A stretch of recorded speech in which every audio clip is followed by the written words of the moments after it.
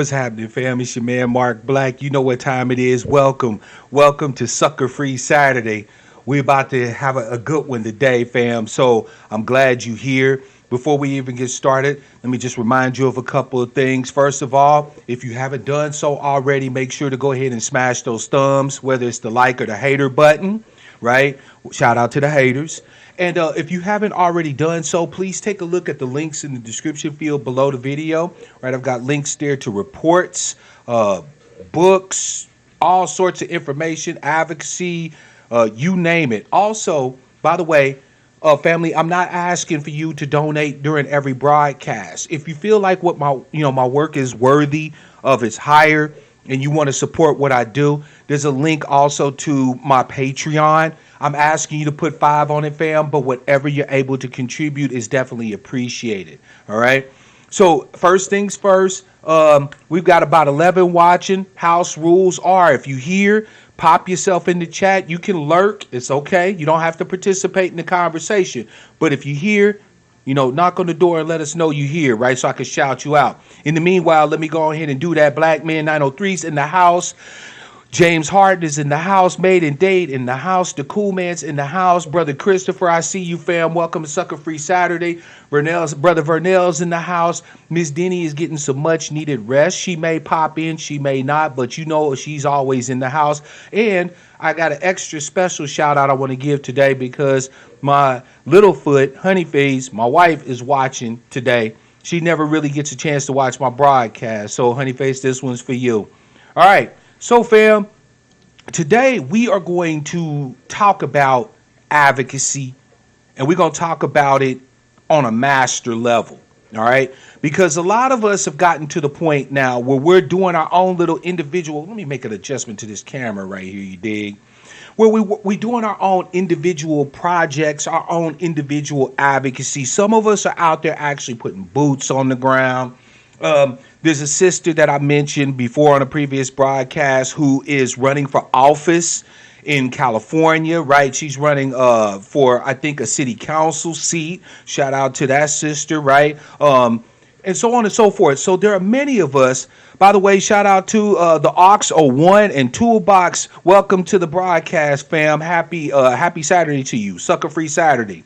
So as we get out here, and we start engaging with the world at large and start performing our advocacy, right?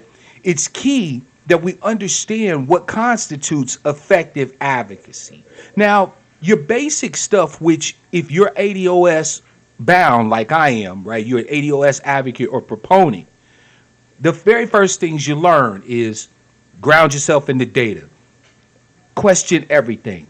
Ask who's you, who you, consider the source, and so on and so forth. But there are other things to learn that will help when you're in environments where you're not surrounded by the wolf pack, right? When you're not surrounded by, Miss Denny's in the house. Welcome, Miss Denny, to the Sucker-Free Saturday broadcast, right?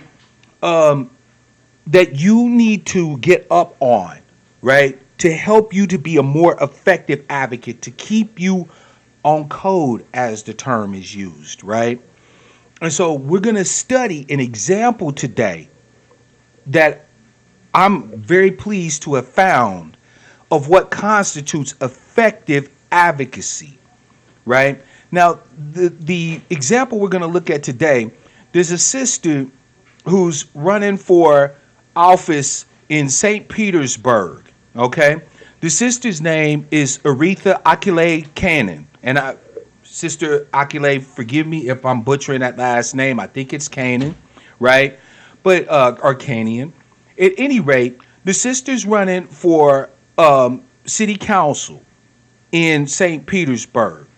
Now, there's a kerfluffle going on down there because there's another person who's running for office. Somebody named Kane or something like that. We'll hear the name of the other individual in the video that I'm going to play for you. But this individual made some comments about LGBTQIA people and how the state should not put funding towards any of their advocacy or efforts or whatever the case may be, right? Now, so what you'll see in this video that I'm going to show you is advocacy masterwork. There's no other way to say it. All right. Now, I do not know the lineage of this individual's sister. I believe she's ADOS. I don't know. Right. But what you're going to find, family, is that at the end of the day, the lineage or the ethnicity of an advocate is less important than their advocacy, right? So even though we're not certain, at least I'm not currently certain as of yet, what her lineage background is, ethnic background is, I do know what the hell advocacy looks like. And we're going to see it live and on display today. Let's go to the teaching screen, shall we? Here we go, fam. It's just a brief couple of minute video where this woman is being interviewed by the local press there in St. Petersburg about her candidacy, what she stands for, and some other things that is going to come up in the video. So here we go. You want to be the next District 7 council person? Well, I feel like my platform, Reparations and Economic Development to the Black Community, is the only platform in this entire race that stands against the Black community being gentrified out of existence in the city. The Black people right now are under attack by the city government. We're being pushed out by people, gentrifiers, land developers, the politicians in office. They work for them. They're being funded by them. My opponents are being funded by these big developers. Rents are going up. Luxury apartments are being built everywhere. No genuine affordable housing. And Reparations and Economic Development is the only genuinely progressive platform that speaks to social and economic justice for everyone in this city by ending the oppression of the Black community. And if I don't do it, if we don't do this right now, there won't be a Black community in 2 years. Okay. I'm going to address the elephant in the room. Your opponent, Chico, you're familiar, he has made statements that he doesn't support the gay agenda, as he calls it, and he plans to make sure that taxpayers don't go to support gay-supported things. What do you think about all that? Well, I want to redirect this discussion because I think that this whole thing about, this non-factor candidate who hasn't raised any money in his campaign, he's not running a real campaign, he's not the person I'm fighting against. In fact, as offensive as his remarks are, the reality is the elephant in the room is the oppression of the Black community. And the media is attempting to divert everyone's attention away to the real fight, which is the fight against these big developers, these gentrifiers that are pushing out the Black community. They're trying to divide the people of the city by making the Black community the face of anti-LGBTQIA, but that is not what this fight is about. This fight is with us and the big money politicians and the big money developers, and I won't even engage in a conversation about a non-factor when my real opponent, the incumbent, is the one that is responsible for opening up the door for these gentrifiers, for people like Carl Nurse to come into my community and push us out. That is the fight. That is what the people are talking about, not this nonsense that the media is trying to tell people that is the problem. That is not the problem. That is not what I'm hearing when I'm going door to door talking to people. They're talking about their rents going up. They're talking about sewage in their water. That's what people are talking about. So if the media has their ear to the ground and is actually listening to the people, you would know what this fight is about, and it's not what this person is saying. Fair enough. Thank you, ma'am. Thank you. God damn, fam. Okay, fam, did you hear? That was 2 minutes of pure fire. But, fam, again, we're not going to go, just crazy nuts, right? As ADOS, we have to break this thing down, right? We got to unpack because there was a lot of stuff that was there that we need to pay attention to ensure that when we're in the same position, right, that we're speaking with the same energy, the same everything, all right? First of all, before we get into it, let me go ahead and do some shout outs here. Sister Tasha's in the house, Colin's in the house, Chris from my brother from Sacktown is in the house, Spirit of Justice. Thank you, Truth 7360, for joining the Angry Black Sheep. Welcome to the herd. We are glad to have you. And beloved sister August Dream, Shalom sister, welcome to the broadcast. On Code is in the house as well. Welcome to Sucka-Free Saturday. Yes, On Code, this sister is fire, right?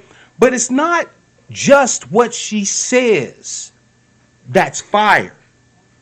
Because we're going to break it down today. We're going to examine just how she operated and what makes her mighty. All right?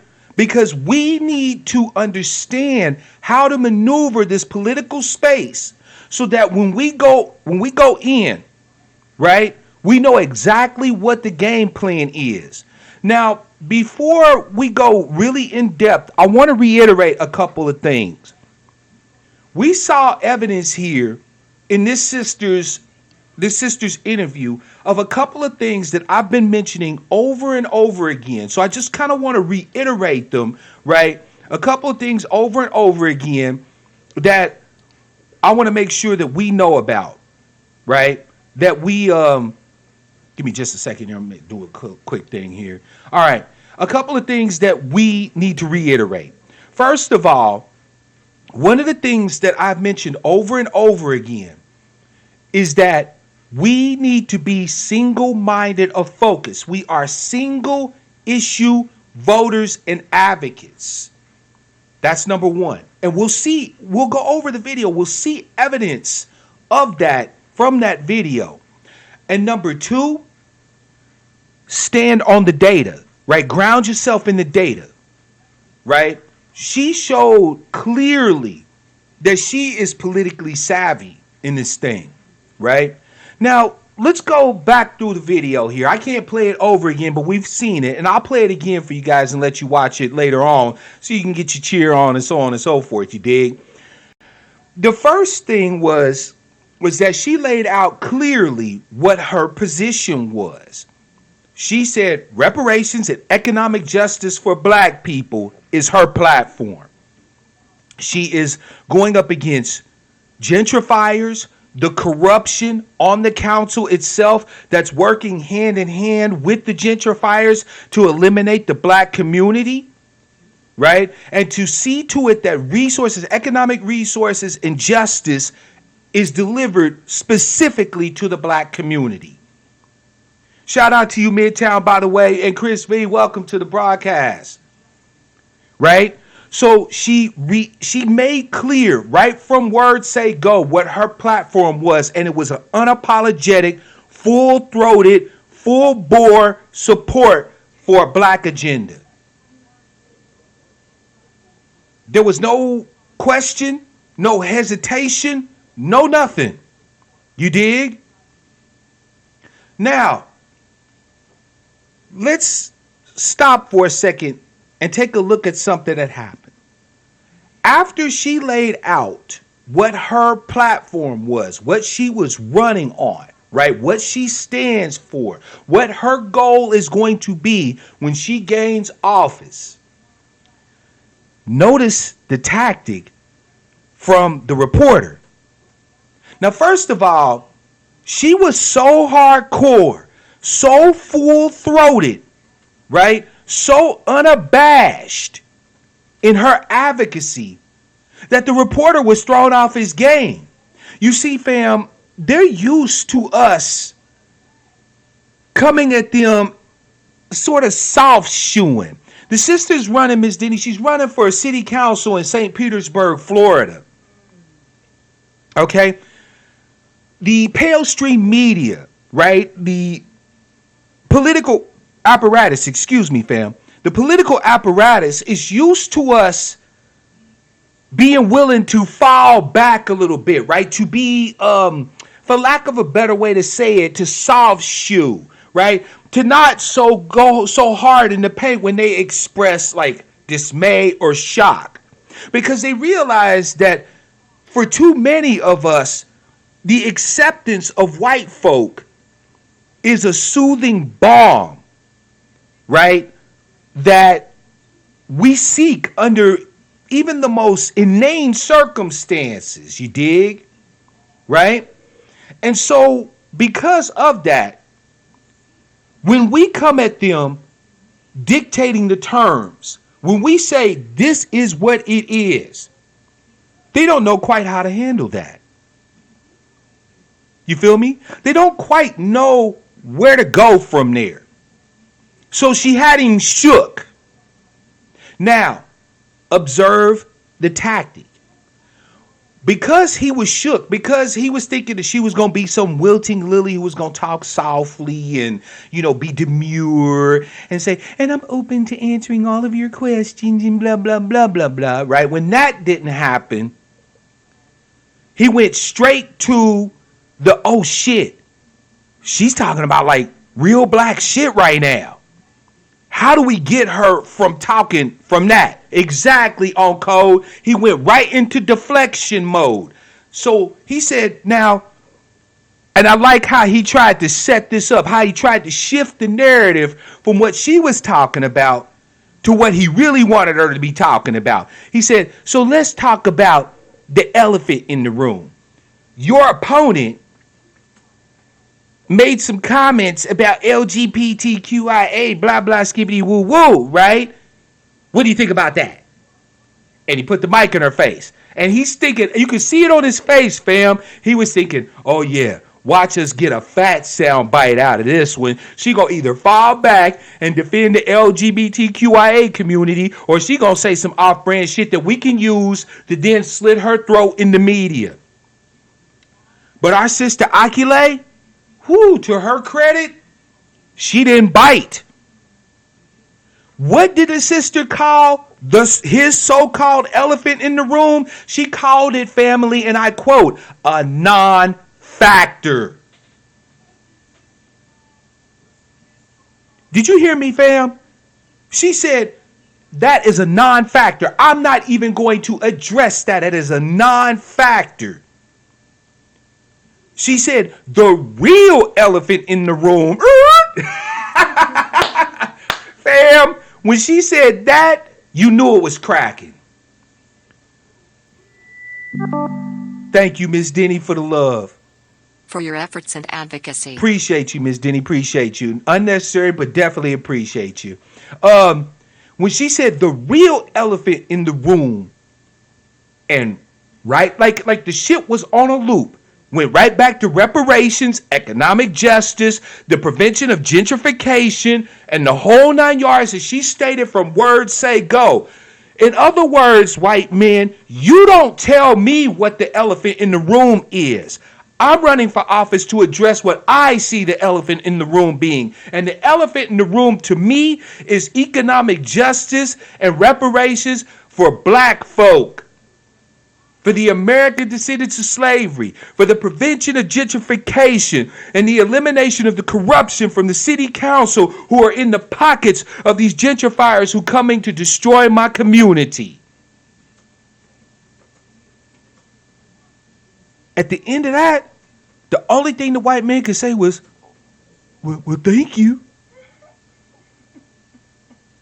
Fam, it was masterful. Masterful, because the sister stayed on point. She did not allow deflections. She did not bite on side issues. Fam, if we allow it, that's okay, old boy Peach. Welcome to the broadcast and happy Sucka-Free Saturday to you. We have to understand, fam, that they would love nothing more than to see us go back to the status quo. To the gender wars, to the religious and spiritual debates and teachings and doctrines and all that other crap, right? They would love nothing more than to see divide and conquer work its wonderful magic on ADOS. But ADOS has come to give us the language that we need in order to maintain a unified system of ideology, of thought process, and of interaction with the greater world. It teaches us how we are to navigate this space, through what lens we see how we navigate through this space. And they're not ready for us, fam. They are not ready for us. They are not ready for a people that have cleaved to their unique heritage and lineage, who will cleave to each other regardless of gender, regardless of religious practice, regardless of lifestyles, regardless of anything else. We are bound together by our common lineage, our common heritage, and our common cry for justice. And they're not prepared for that. They are not prepared for that. The sister delivered the coup de grace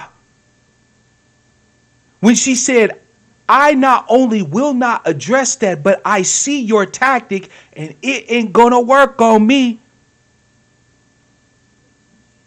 Sister Akale said, Jedi mind tricks don't work on me, homie. Only tangibles.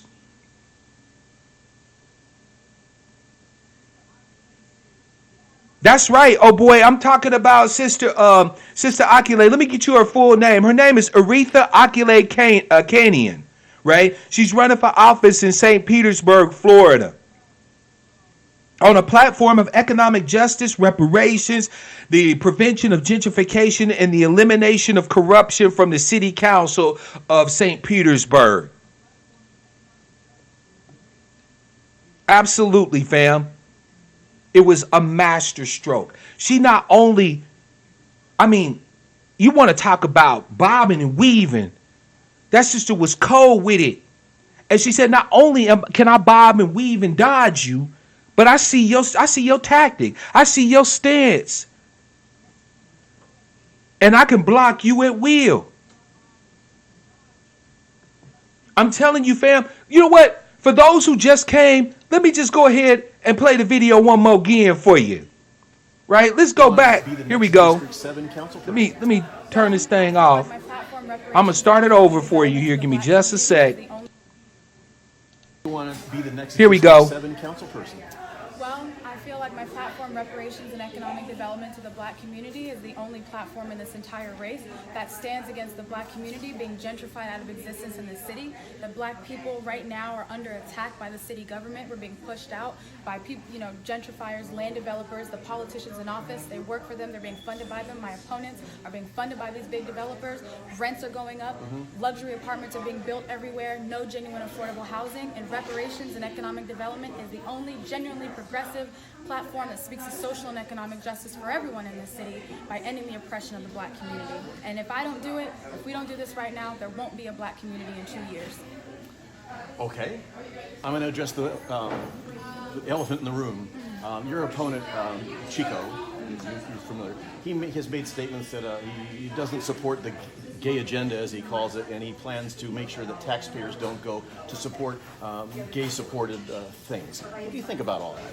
Well, I want to redirect this discussion because I think that this whole thing about, this non-factor candidate who hasn't raised any money in his campaign, he's not running a real campaign, he's not the person I'm fighting against. In fact, as offensive as his remarks are, the reality is the elephant in the room is the oppression of the black community. And the media is attempting to divert everyone's attention away to the real fight, which is the fight against these big developers, these gentrifiers that are pushing out the black community. They're trying to divide the people of the city by making the black community the face of anti-LGBTQIA, but that is not what this fight is about. This fight is with us and the big money politicians and the big money developers, and I won't even engage in a conversation about a non-factor when my real opponent, the incumbent, is the one that is responsible for opening up the door for these gentrifiers, for people like Carl Nurse to come into my community and push us out. That is the fight. That is what the people are talking about, not this nonsense that the media is trying to tell people that is the problem. That is not the problem. That is not what I'm hearing when I'm going door to door talking to people. They're talking about their rents going up. They're talking about sewage in their water. That's what people are talking about. So if the media has their ear to the ground and is actually listening to the people, you would know what this fight is about, and it's not what this person is saying. Fair enough. Thank you, ma'am. Booyakah. Right? Masterful. I remember, you know what I thought was the coldest piece and what she was talking about? You know how they like to get us railing at the other people who are running for office, right? Instead of focusing on the incumbent, right? She said, no. My fight ain't with that other fool who's running for this office. My fight is with the corrupt bastard that's already sitting in the chair. I don't give a damn what the other candidate is talking about. I'm on message with what I'm talking about. And my battle is with him. The sister was on code, on point for point. He's like, Yeah, let's talk about the elephant in the room. She's like, pause, let me redirect you to what the real issue is. You feel me? Fam, she had the fool literally shaking. He was sitting there trembling with the mic in his hand like, am I going to still have a job after this one? I mean, he sounded like roly-poly. I won't even engage that. That's a non-factor. Fam, if you were wanting to know what advocacy looks like, even in spite of the fact that Mark Black has told you that ADOS has come to make your advocacy so damned easy that even a child could do it. If you wanted evidence of what your advocacy looks like, look no further than our sister Akile. Look no further. She just gave you the template, the blueprint. And I don't know Jay-Z shit either. But on some real shit. She just gave you the blueprint. Let's break it down. Single issue advocacy. Now, of course, our issues are bigger than just cutting the check, right? Reparations first. But economic justice in general, the prevention of gentrification, the elimination of corruption, and so on and so forth. Those are all ADOS issues. The need for protection for ADOS people. Darker Visions, I don't know what her lineage is. But let me ask you a question, Darker Visions. If that was a white woman who was sitting there saying the same thing, would it matter what her lineage is? If you had anybody other than Akile standing there saying the exact same words, the exact same way, the exact same thing, would it matter? Hell no, it wouldn't. This is what I've been talking about, fam. Look, I don't want to let the cat out the bag, right? But let's just say that I've been fortunate enough to have the opportunity to engage with Akile, and I'm hoping to have Akile on Black Outcast Media. I'm hoping to do an interview with her shortly. So questions that you will have for her, she will get a chance to engage. So hold those thoughts, fam, because your man Mark Black is working to bring the source to you so you can hear it directly from the horse's mouth. That's right. That's right. I reached out to her today. She's interested in doing an interview, doing a sit down with your man. I'm honored, of course. It's my pleasure to present to you guys political voices, political advocates who are out there getting the job done. So I'm looking forward to highlighting this amazing voice for our people, not just for our people down there in St. Petersburg, Florida, but also for our people all over the country. We need to hear what actual politicians who have our interests at heart, who go in there with our agenda on their lips. We need to know what the hell that looks like, because you sure don't get it from the congressional black caucuses. We don't get it from Representative Cummings. He's sitting there bitching and complaining, talking about, oh, Donald Trump is so racist to be criticizing me. How's Donald Trump racist for telling the truth about B. Moore? Cummings has been representing B. Moore for decades, and B. Moore is a third world enclave in a first world nation. That son of a bitch ought to be ashamed that the president could see that. But no, he's just afraid that he's going to lose his flow of butter biscuits. So he's trying to use deflections of racism as a criticism against his inept, corrupt, bullshit-ass lack of advocacy. We need to have people that we're seeing that are running for positions of power that are speaking unapologetic, full bore, all go, no quit, balls to the wall, ADOS advocacy. Full stop. That's right. Oh boy, Peach, he been in the office, what, 40 years? Cummings, he should not even be showing his damned face at this point. Every other congressman will go to Congress and they will confab. They will, you know what I'm saying? They will politic with other politicians to get businesses and jobs brought into their districts, right? They'll do, quid pro quos, and you scratch my back and I scratch yours to get things going on for the people in their district. But not Representative Cummings. No, this bastard sits there looking like a damn John Lewis reject, a clone, for 40 years while sopping up butter biscuits. And then got the nerve to want to cry because Donald Trump is pointing at Baltimore saying, I don't even see how human beings live there. You tell me what the hell was racist about that. I'm going to tell you, fam, if Mark Black was ever to be in any position of office, right, whether I was a congressman or a senator, anything like that, I wouldn't give a damn if the president of the United States was a member of my party or not. If the president of the United States calls me out on my district in anything other than the most glowing terms, family, I fucked up. I ought to be ashamed. Representative Cummings should resign.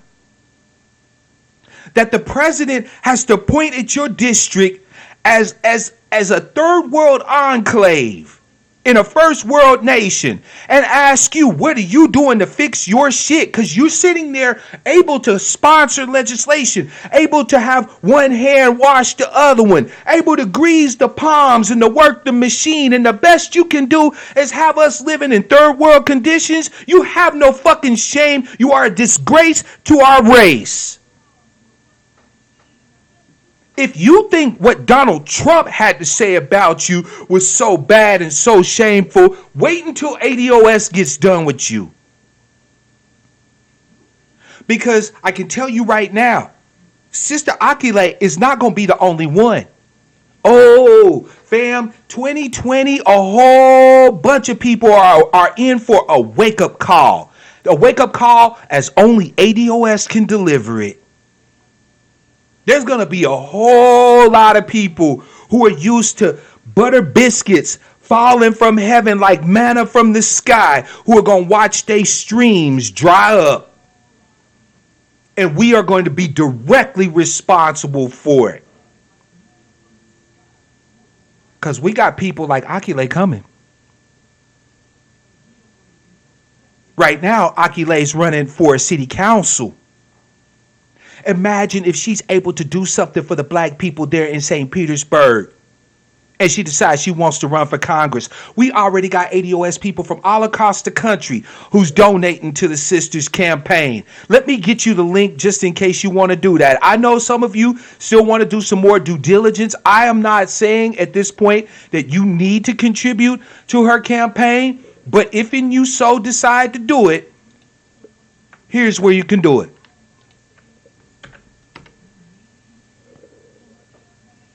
Throw the sister a few bucks.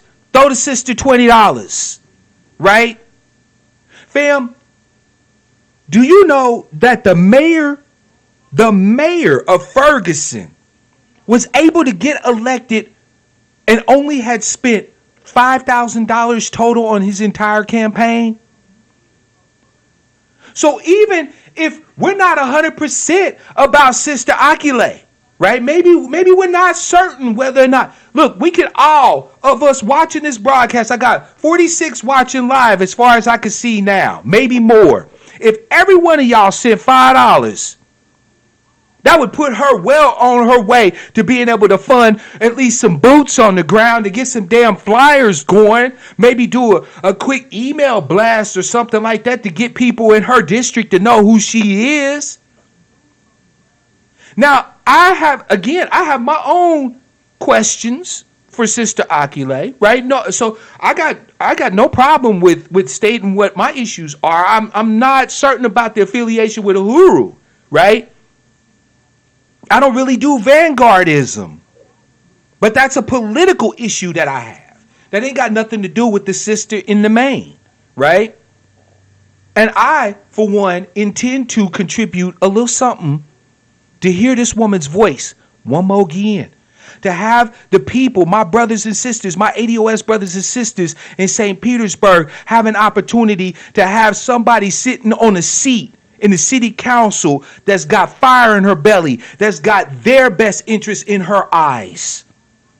Shout out to my sister Lila Catherine. Welcome to the broadcast. And shout out to Alma as well. Oh, Sister Christine, by the way, beloved, I see you. Welcome to Sucka-Free Saturday.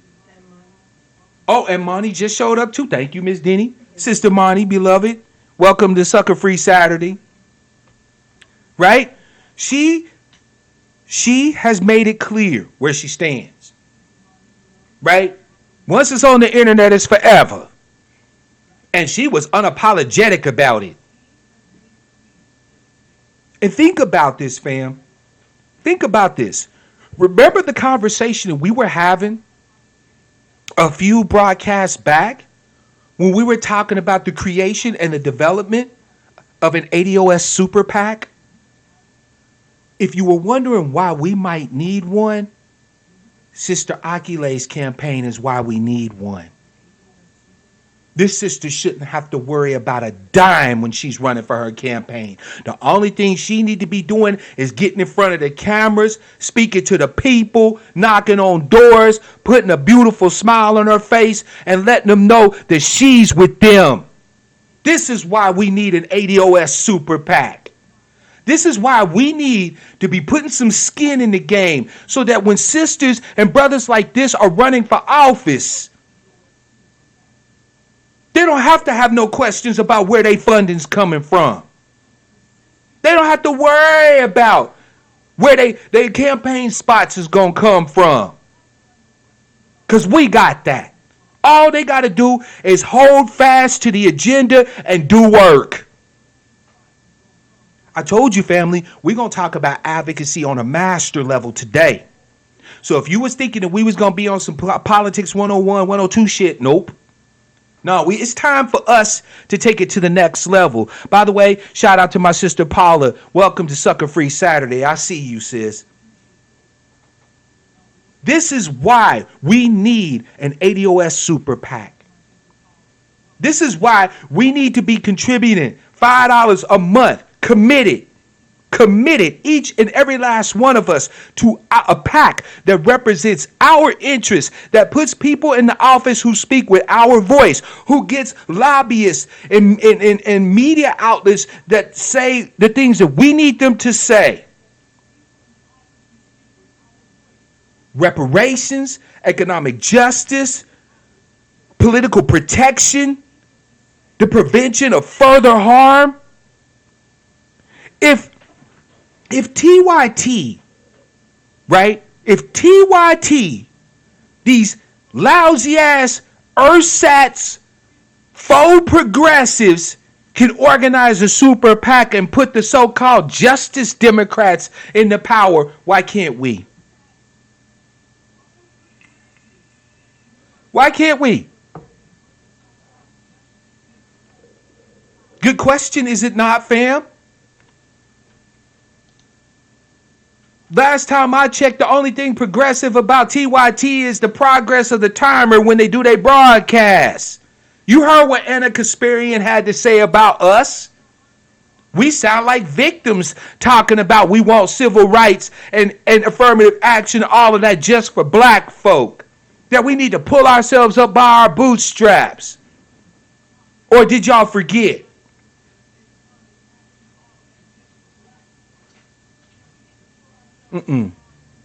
Nah, we got our own politicians out here. We got our own voices that are ready, eager to replace these butter biscuit brigade bootlick Sambo buck dancing ass motherfuckers that ain't done nothing for us in decades, that have watched our communities burn and got paid while they was doing it.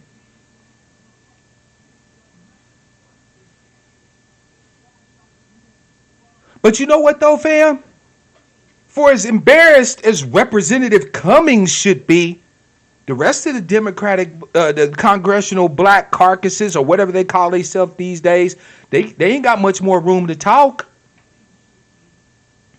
Let's look at Maxine Waters' district. Let's look at Sheila Jackson Lee district. Let's look at that Frederica cowboy hat wearing bitch's district. Right? Let's look at John Lewis's district. Right? Let's look at all they districts. Hell, I want Trump to go ham on them. Maybe it will wake they black asses up to actually start doing something related to politics.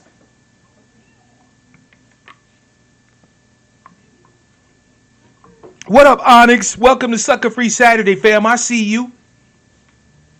Exactly, Zulu. You know what? The only people that was shocked by what Donald Trump had to say was Representative Cummings. Because everybody else already knew.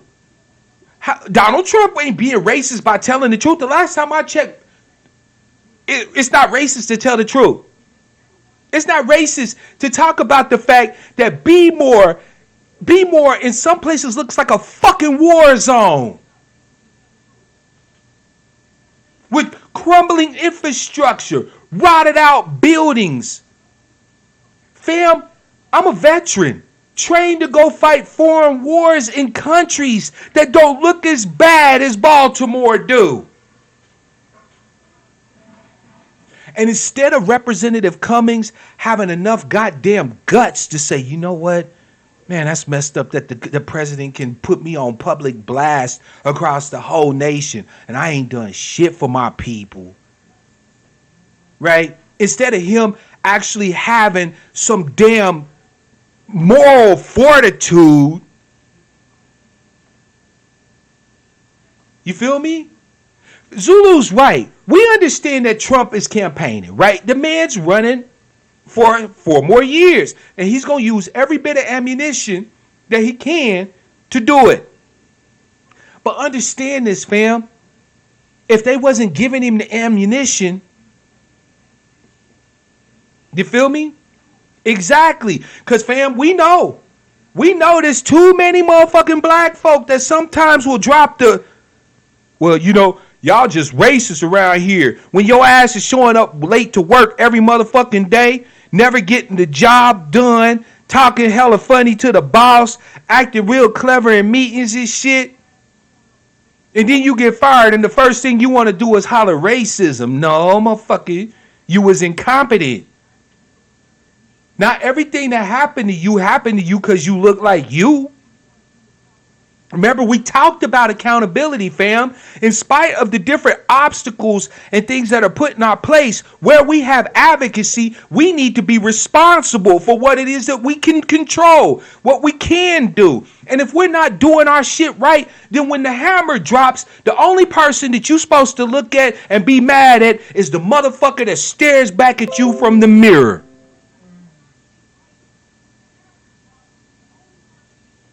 Shit. Donald Trump could be like a broken clock and be right at least 2 times a day. And I'm sorry, but on this one, he was spot the fuck on. That don't mean I have to like Donald Trump, but damn it, the man's telling the truth. Oh, I can't wait until he turns his gaze to what's happening in San Fran. 40,000 homeless people on the street, the vast majority of them are ADOS. LA County, 56,000 homeless, the majority ADOS. Oh, I can't wait. I can't wait. The Democrats are handing Donald Trump 4 more years. They don't get to blame ADOS for this.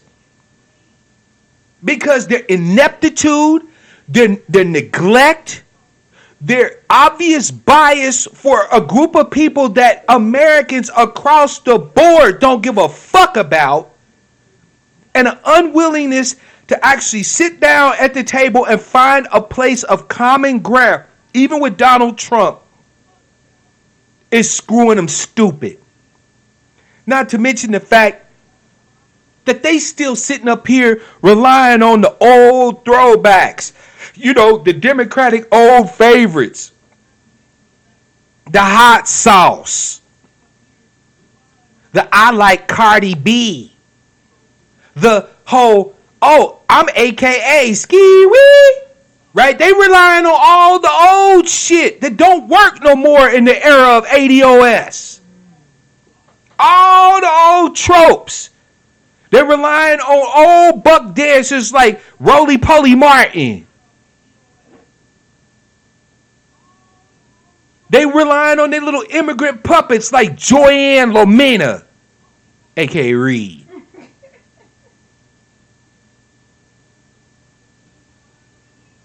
And they don't understand that this is a new goddamn day. That the old things have all passed away. And there is a new beacon on the horizon that marches to the drumbeat of lineage, heritage, lineage, heritage, lineage, heritage. Trying to give us chameleons and mealy mouths. I don't want Kamala the Chameleon Harris. And I sure in the hell don't want corny, give the whole world a hug, Booker's pussy ass. And since that's like, what, your two black candidates? You're going to have to come with an agenda at this point. And nobody wants to come with an agenda, with the exception of the inestimable Marianne Williamson.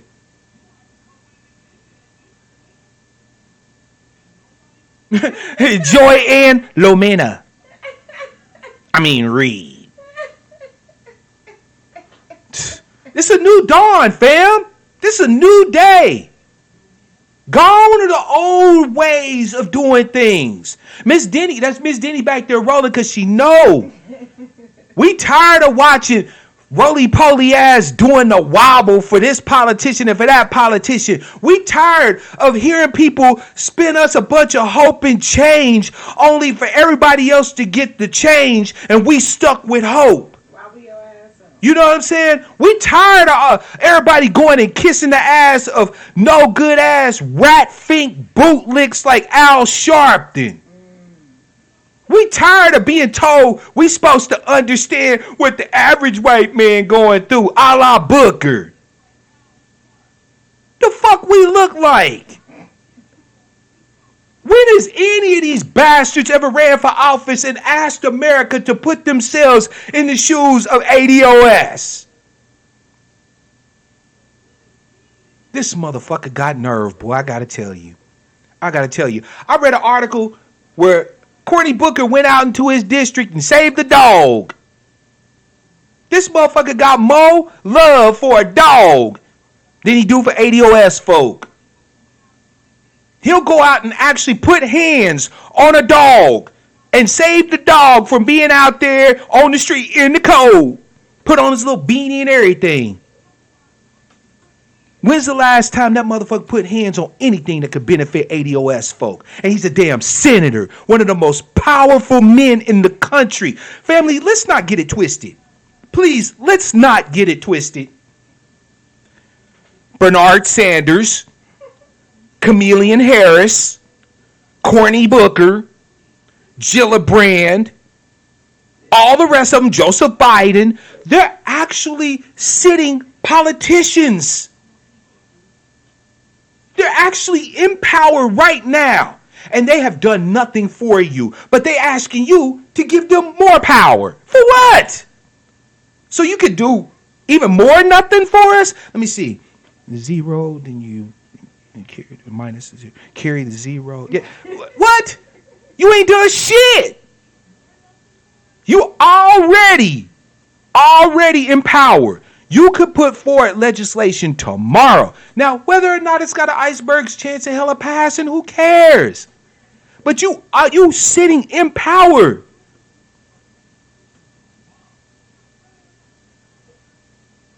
And you ain't done shit. But we're supposed to promote you? Last time I checked, if I go to work and I don't do shit, if I get to keep my job, I sure in the hell ain't getting a promotion. mean, where do these people think we live? Where do they think we live? They've done absolutely nada. 9 zilch goose egg 0. But we're supposed to promote them? I don't think so. That is not how this game works. You do for us, we do for you. You don't do for us, we don't do for you. You give us lip service, we give you side eye, shade, and smoke.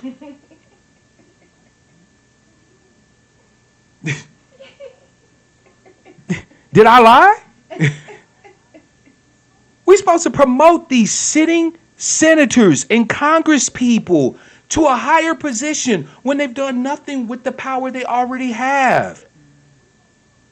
If Bernie had an issue with what was going on with ADOS folk, he can introduce legislation because he sure had no problem co-signing the Just Act of 2017, giving more reparations to people that represent him. I mean, Jews and shit.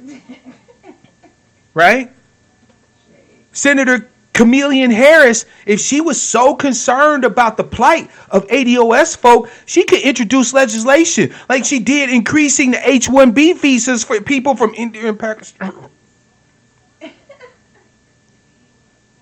Right? These people already have power.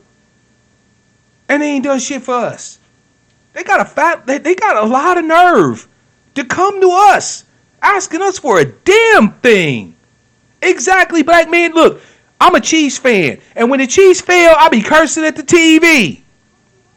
You need to have that same damn energy for these bastards that call themselves your politicians. If they already have power, if they already hold office, if they're already making a good ass comfortable living off of your tax money and they ain't doing shit for you, they don't have the right to ask you for a promotion. Hell, I don't even see putting John Lewis's ass into chief dog catcher at this point. He'll be stray dogs running all over the place and he'll be like, well, I got hit in the head in Selma. Fuck I look like. And more importantly, ADOS family, what the fuck do you look like? You deserve better in every area of human activity. You deserve better than the politicians that you've been given because you didn't choose them. They was chosen for you. You deserve better than the bootlicks, than the butter biscuit brigade, than them boule fuckers. The so-called talented 10. You deserve better than them. You deserve better than Cynthia Erivo playing one of our biggest and brightest luminaries. You deserve better. Harriet deserves better.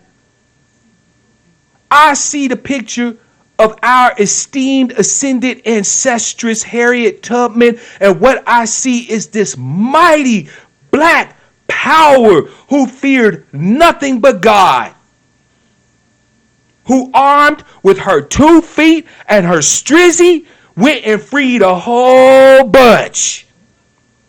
I didn't see no, oh Lord, what is we gonna do? The white folks is coming, like I see Cynthia Erivo playing in this trailer. That was not my Harriet. My Harriet had slave masters shook. My Harriet freed thousands and would have freed thousands more had they only known they were slaves. Come on. We deserve better than Cynthia Erivo. We deserve better than Idris Elba's bitch ass talking about he's a lion, talking about guppies. Yeah, Idris Elba on the BBC talking about, I'm not even going to address the whole thing, with the blacks in Hollywood thing. That's like a lion, addressing guppies. Nigga, you was a guppy until we put you on. If it wasn't for us, your last role would have been in some old Tyler Perry joint. Like we ain't forgot Daddy's Little Girls. If it wasn't for ADOS folk, Stringer Bell would have came and went.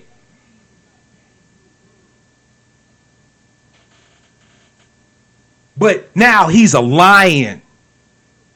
Oh, he's a lion, all right. A lion-ass black British bastard.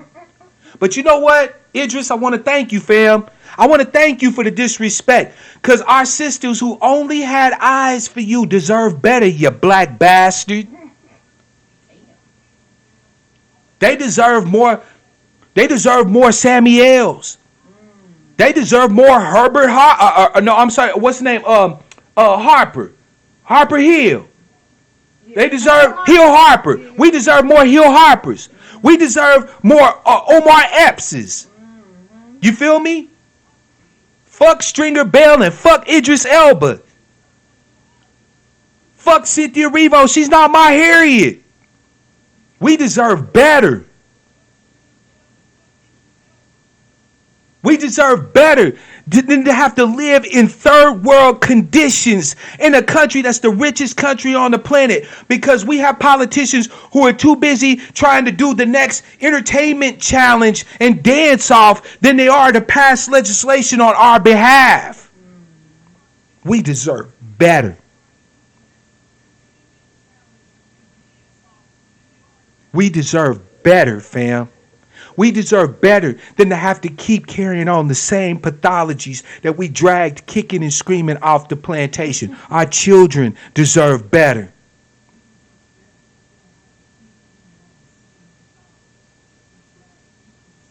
I feel y'all, family. I never saw the fascination with Idris Elba myself, but you know what I'm saying? He's so dark and handsome. Okay, if you say so. Well, he is tall, he is dark. Look, let me tell you something, fam. Ladies in the house, raise your hand if you think that there's any role Idris Elba played that our brother Isaiah Washington couldn't have done 10 times better. Oh, hell no. I'm sorry, say that for the people in the back seats. Oh, hell no. I thought so. Our brother Isaiah Washington could have took any role that Idris Elba played and brought so much damn gravitas and force and power to it that it was ridiculous. Shit, Isaiah Washington can just stand there on the screen and just exude masculinity. Panties evaporating everywhere like poof, poof, poof, poof, poof.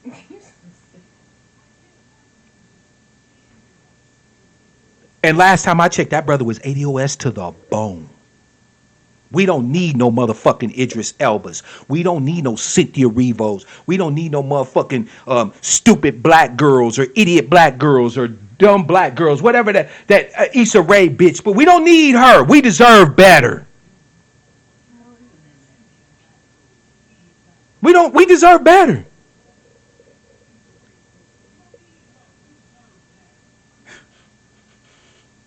Tommy, I thank you, fam. But I'm not just bringing smoke. I'm telling you the truth. We, ADOS, deserve better. And guess what? Your brother, Mark Black, is here to tell you we will have better. We will have better because we will demand nothing else. Single issue advocacy, and the only issue on the table, the only thing we care about, damn green energy, damn the green, the climate change, damn the red-breasted, blue-eyed swamp booby, damn immigration, damn all of that. The only issue on the table, the only elephant in the room from this point, from 2020, 2022, 2024, 2026 is ADOS. And our advocacy is simple. If you're not running for office, this is what your advocacy sounds like.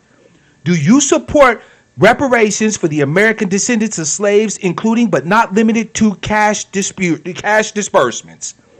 If you are running for office, this is what your advocacy sounds like. I support reparations and economic justice for American descendants of slavery, full stop.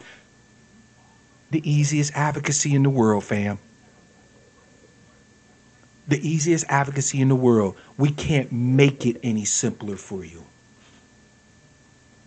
We can't make it any simpler for you. You feel me, August? Man, Isaiah Washington was Grey's Anatomy. You feel me? Nobody give a fuck. Only white women gave a fuck about, was it George Clooney or whatever? Was he was on Grey's Anatomy, right? Was it? No, I'm thinking that other hospital show. Well, who was that white boy on?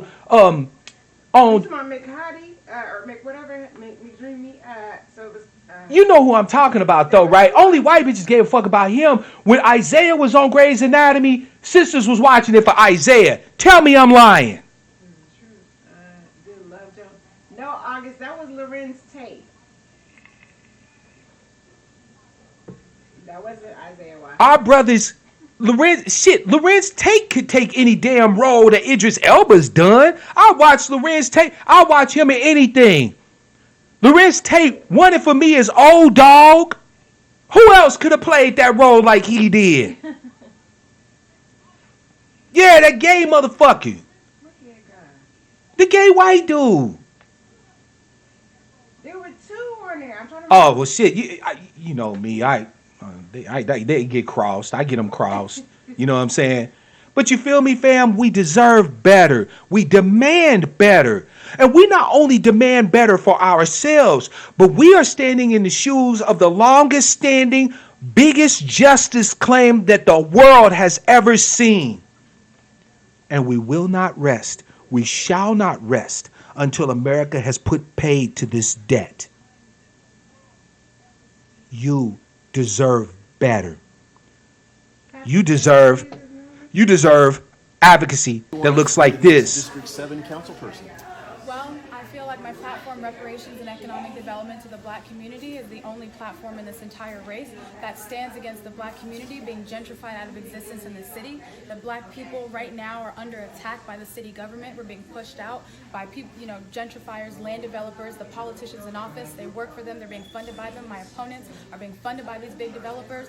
Rents are going up. Luxury apartments are being built everywhere. No genuine affordable housing. And Reparations and Economic Development is the only genuinely progressive platform that speaks to social and economic justice for everyone in this city by ending the oppression of the Black community. And if I don't do it, if we don't do this right now, there won't be a Black community in 2 years. Okay. I'm going to address the elephant in the room. Your opponent, Chico, you're familiar. He has made statements that he doesn't support the gay agenda, as he calls it, and he plans to make sure that taxpayers don't go to support gay-supported things. What do you think about all that? Well, I want to redirect this discussion because I think that this whole thing about, this non-factor candidate who hasn't raised any money in his campaign, he's not running a real campaign, he's not the person I'm fighting against. In fact, as offensive as his remarks are, the reality is the elephant in the room is the oppression of the Black community. And the media is attempting to divert everyone's attention away to the real fight, which is the fight against these big developers, these gentrifiers that are pushing out the Black community. They're trying to divide the people of the city by making the Black community the face of anti-LGBTQIA, but that is not what this fight is about. This fight is with us and the big money politicians and the big money developers, and I won't even engage in a conversation about a non-factor when my real opponent, the incumbent, is the one that is responsible for opening up the door for these gentrifiers, for people like Carl Nurse to come into my community and push us out. That is the fight. That is what the people are talking about, not this nonsense that the media is trying to tell people that is the problem. That is not the problem. That is not what I'm hearing when I'm going door to door talking to people. They're talking about their rents going up. They're talking about sewage in their water. That's what people are talking about. So if the media has their ear to the ground and is actually listening to the people, you would know what this fight is about, and it's not what this person is saying. Fair enough. Thank you, ma'am. Thank you. Sorry about the low sound, fam. I hope, though, that you were able to at least get something out of it. I could tell from the responses there. But, fam, I also will be posting the video up on the channel after this broadcast is over. Because, again, I need you to see that our fight has only begun, fam. Our fight has only begun. Oh, Christine, trust me, it's going up on the channel. As soon as this broadcast is over, I'm going to be uploading that video to the channel. By the way, for those who came late, I am currently working to get an interview with Sister Akale. So you'll get a chance to ask her questions. You'll get a chance to see the sister, to hear from the horse's mouth. Where's she at? Where she come from? What's she on? Right? I want you to see that our fight has only begun. She was so damn smooth, fam. Like, I'm serious, like, she had him so shook. He was like, oh God, what do I do? Okay, go with the gay thing. And she was like, nah. The real elephant in the room is reparations, economic justice, and ending the oppression of black people. Full stop.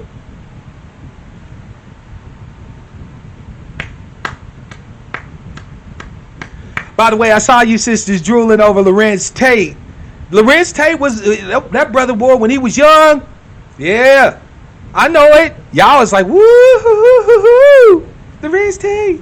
Yeah, I'm definitely going to give the sister some shine. And fam, understand that if you run across any politician who's speaking with our voice, you need to let Mark Black know. I will make sure that we get their message out to the family.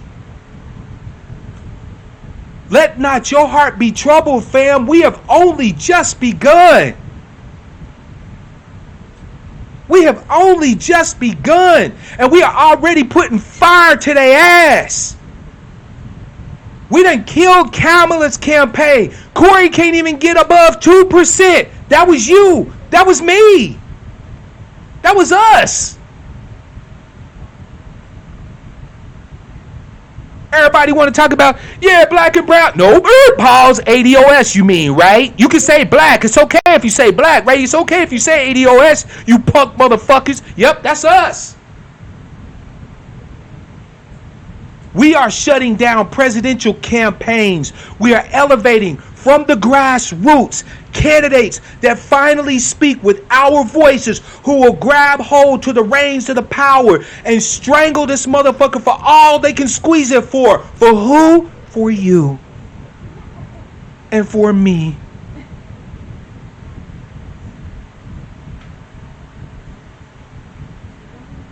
Let not your heart be troubled, ADOS family. We got this. What Tone say? We coming. And as you can see from the response from Joe Whiteman of the Pale Stream Media, they're not ready. They're not ready. They're not ready for full-throated, unabashed, full-bore, unapologetic ADOS advocacy. They are not ready for it.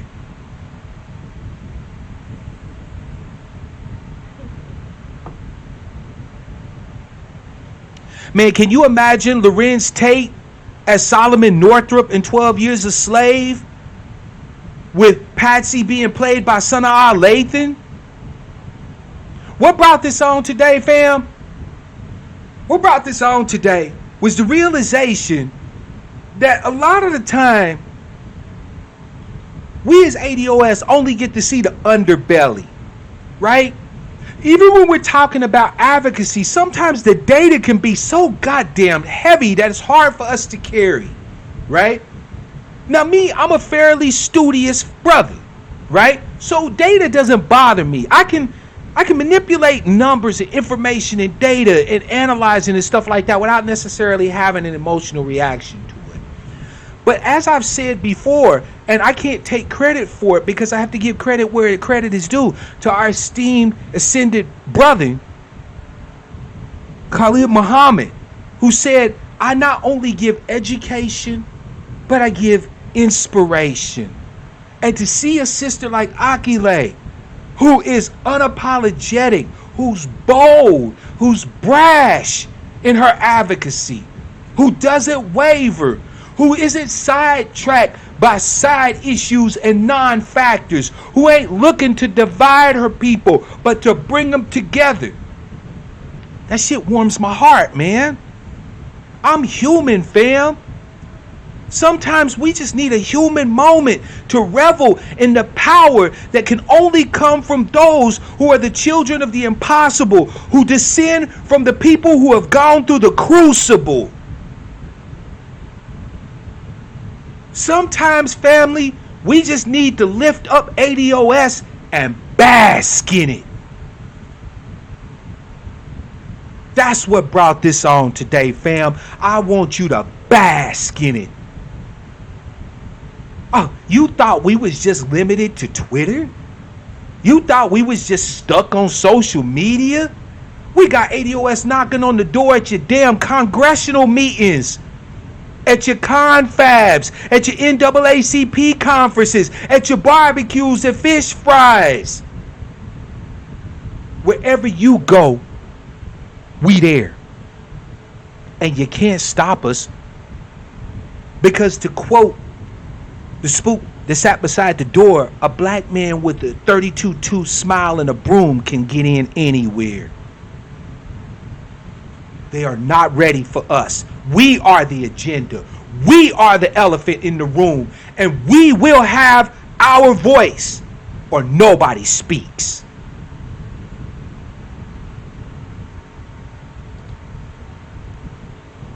It's your turn to speak. 425-296-1980. First come, first serve. You know the rules, fam. They're not ready for us. They are not ready. This is your time, fam, to bask in your lineage. Not to just look at it as a mark of shame that we're the permanent outcast, not no more. My ancestors aren't telling me to remain a permanent outcast. They telling me, rumble, young man, rumble. My ancestors is like a wind at the sail behind my back, pushing me forward to more advocacy, more full-throated advocacy, more full-bore advocacy, and to make more advocates like myself. Today is your day to bask in who you are. No more sitting in the shadows hoping we get an agenda. We are the agenda. No more voting for the lesser of two evils. If it ain't right, it ain't us. No more denying truths just because it come from people we don't like. If Trump telling the truth, then damn it, Trump is telling the truth. And when Trump is talking about immigration, and when Trump is talking about the third world shithole conditions our communities in, he's telling the truth. And what Cummings should be doing right now is drafting legislation that he can hurry up and rush to Trump's desk and say, bing, bang, boom, bruh, it's on you. What you gonna do? There's a link to the sister's website, for Akule's website. You can donate there. You can learn more about her campaign. You can let her know how you feel about what she said and what she's doing. If Cummings was fucking smart, right now, he would be drafting legislation and be bopping every motherfucking head in that house to get that legislation through the House, up to the Senate, over there kissing ass and taking names to get some legislation on Donald Trump's desk and say, oh, you was talking to me? Here you go, sign this. But we already know what he about. Donald Trump pulled his whole card. We already know what Cummings is about. He just worried about the flow of butter biscuits drying up in his old age. Oh, Lord, what is I gonna do? This stepping and fetching and buck dancing thing ain't working for me no more. Oh, Lord, what is Missy Pelosi gonna say? You damn right he's too weak. All them decades he done spent in the Congress, instead of actually in there exercising power, he was in there getting his shine on. Caller from 216, it's your man Mark Black. What's your name, where you calling from, and what's on your mind? Hey, Mark, it's the cool man here. The cool in the man. building. With peace to you, fam. Hey, I know you want to talk about it, fam. What's on your mind? Well, I didn't have a whole lot I wanted to say. I just wanted to thank you, man, for the inspiration, and the vision that you are providing for ADOS. I appreciate that, bro. I really do. It's my honor. It's my honor and my pleasure. Hey, you bringing it, man, like only ADOS can. And, that's right. I'm loving it. The only way we do it. Yeah. So one thing I thought about is I think 2020 should be one of these elections where we show up at these politicians, these black politicians, when they're on the campaign trail, and we shout them out. As we got our butter biscuit signs, we got calling them traitor and everything else to let everybody know that these are not our representatives. Fam, I couldn't agree more. The biggest battle that ADOS has to fight, really, in the short term, is against people that look like us. Yep. Against the Butter Biscuit Brigade, the Boule Bootlicks, the strivers, the up-and-comers, the ones that are willing to do anything, be anything, say anything, sell out anything to get whatever little nigga trinkets that they're going to get. They're the ones that we got to we have to clean house first. Yep. We have to clean house, fam. And that's just I don't know if you are aware. Are you aware of the videos about showing this Monique interview this week that's been on YouTube? No, I don't know who she was talking to. Monique did an interview this week? Well, it was broadcast. It was broadcast on YouTube this week where she talked about. Let me see, who did she brought? Oprah Winfrey. She talked about Oprah. She talked about Steve Harvey. She talked about Charlamagne the God. With Charlamagne, I'm making sure. With Charlamagne, she just said he's done a lot of destruction in our community. Yep. When it comes to Steve Harvey, she was saying that look, he tried to play by all the rules and look where he is now. They got rid of him when they got ready. Yep. And as far as Oprah, she said that pretty much Oprah, did her wrong by putting her family on interviewing her family, I guess, about some things that was going on, her abuse or whatever it might have been, without talking to her first. And she talked about Whoopi Goldberg. And she said that Whoopi told her, don't worry about the people coming after you, young people. Worry about yourself. And, she went into tears about that because she thought about Moms Mabley, Hattie McDaniel, absolutely, all the people that took all the slings and arrows and paved the way so that she could be where she is today, and for Whoopi to say something like that. Yeah, fam, there's a lot of motherfuckers that been off code for a minute, and they've been getting passes, right? Because we've been distracted. Yep. See, we've been too focused on just trying to survive day to day that we hadn't had the vision to start fighting for a legacy. But ADOS, Foundational Black Americans, DACS, DOCS has come to give us that vision that demands that we stand up and fight not just for us, but for our heritage, our lineage, and for our legacy. They not ready for us because they thought they've had us on our back foot. And truth be told, fam, they have had us on our back foot. They've either had us living in wish fulfillment, right? So living through the decadent veil like Jay-Z, Puffy, and all the rest of them, right? Or they've had us struggling for survival.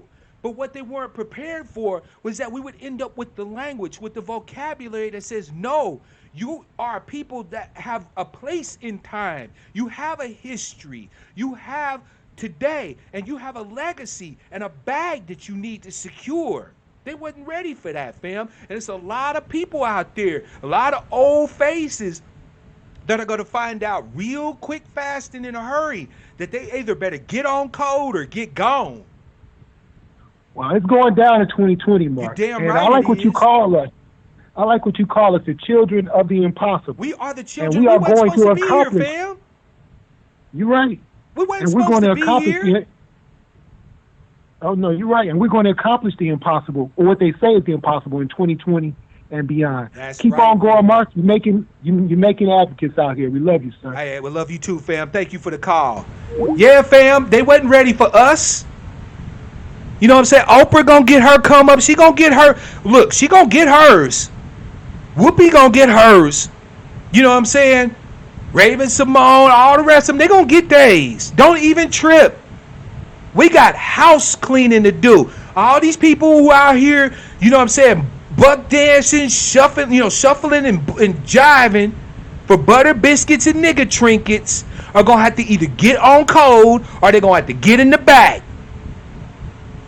We got house cleaning to do, fam. All these people out here who want to keep us dwelling in dysfunction rather than being accountable to each other so that we can grow, so that we can knock the burrs off and eliminate the detritus that we've dragged along with us for all these generations. Those people are going to have to put up or shut up.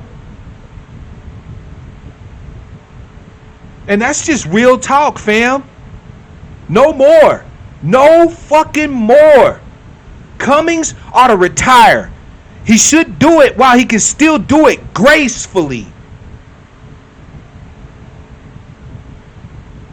Maxine Waters ought to consider she should consider seeking other opportunities elsewhere while she can still do it gracefully. You feel me? Ask ASAP Rocky. ASAP Rocky over there, oh my God, over there, they're keeping me in these inhumane conditions, and he didn't look at us. But when we was looking at ASAP, he's like, what the fuck I look like, Al Sharpton? I ain't no political, I'm out here, sipping this lean and chasing these hoes. Well, you know what, ASAP, it's above me now, fam. It's above me now. Maybe your Barbadian family might help you out. It's above me. I can't relate. Hold your own nuts. You feel me? There's a lot of folk that's going to be in for some wake-up calls, man. Jay-Z, Beyonce, all of them, wake-up calls. John Lewis, Cummings, all of them, wake-up calls. Because we coming.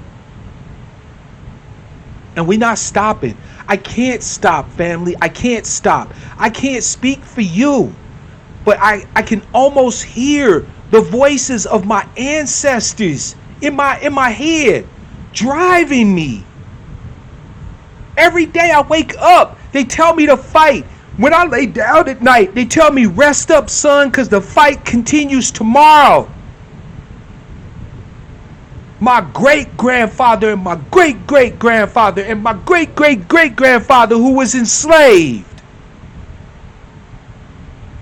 They tell me, son, your battles ain't done.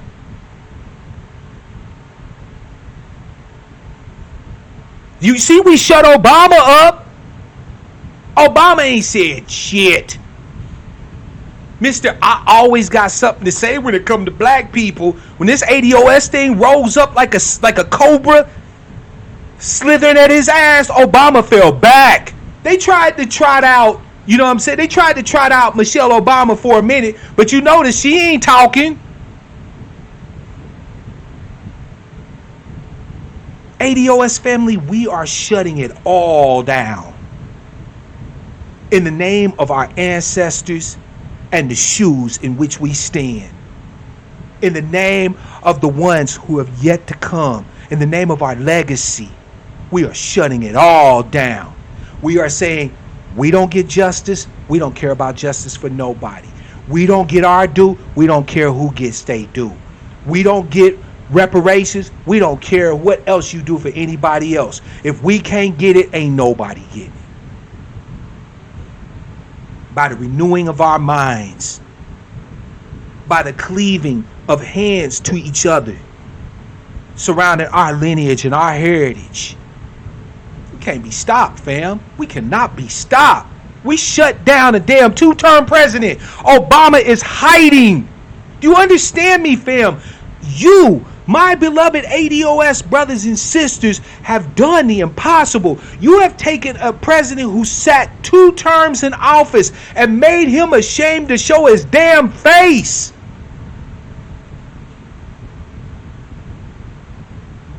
Obama peeking out of hotel doors like this, like, them niggas out there.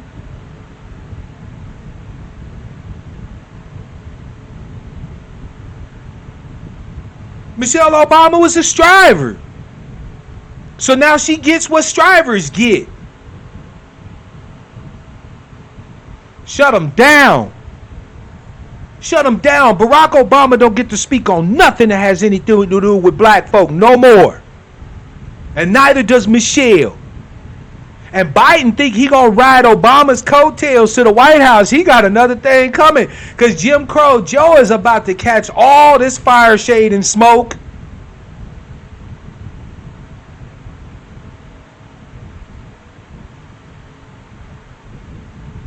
Fam, you are so mighty in your advocacy that you got presidential candidates coming out preemptively saying, I'm sorry that my ancestors enslaved your ancestors. You had Beto O'Rourke saying, oh shit, I better go ahead and put it out there before them niggas find out.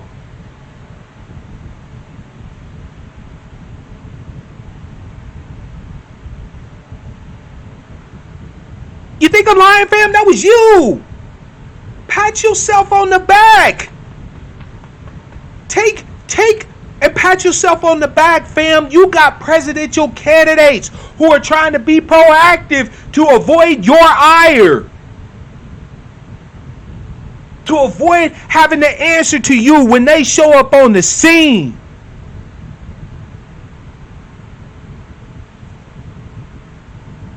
And it will remain the same as it's ever been. Because ADOS is here now. We ain't going nowhere. So if you thought 2020 was something, wait till you see 2022 come to midterms. When we might actually have ADOS candidates running for Congress in 2022. When we might have finally got our shit together and organized an ADOS super PAC. Watch how we come in 2024. When every politician, Republican or Democrat, who's running for president got to come and answer to us. Watch what happens in 2026. When the ADOS Super PAC is just as powerful as IPAC. When they got to come to us before they run for office and bend the goddamn knee. As is our right as the native black Americans in this country. They need to be coming to us and bend the knee. Not the other way around. They ain't seen nothing yet, fam. They ain't seen nothing yet.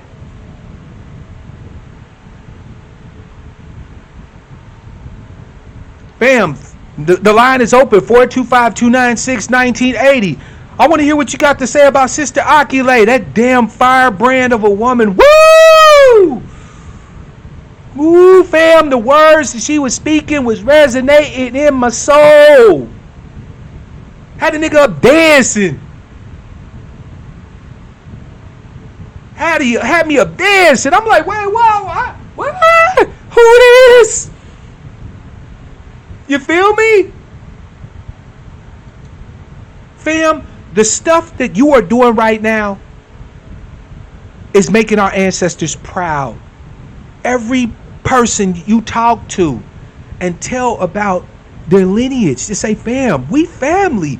You tell them, we were bred to be family. We all talk about we all separate, but how you take 800,000 slaves at the end of exportation of slaves from Africa and turn it into 4.5 million by the end of the Civil War unless we all family? When I say fam, I mean it. We are family. Maybe we don't know if we trace each other's genealogy back to this person or that person because they had us all so mixed up on the plantations, on the breeding plantations. But we are family in the most truest sense of any people in this place. ADOS is a tribe of family. And we have come. Justice. The drum beat. And we ain't stopping. I love y'all too, fam. Y'all know this. This advocacy is what keeps your brother getting up every damn day. Real talk. Fighting for you, researching for you, bringing more information to you, bringing more inspiration to you. Y'all the reason why I do everything I do. Oh, here we go. Caller from 773. It's your man Mark Black. What's your name? Where you calling from? And what's on your mind? Hello? Hi, sister. This is Mark Black. What's your name? Where you calling from? What's on your mind? Hi, how you, Shalom, Mark?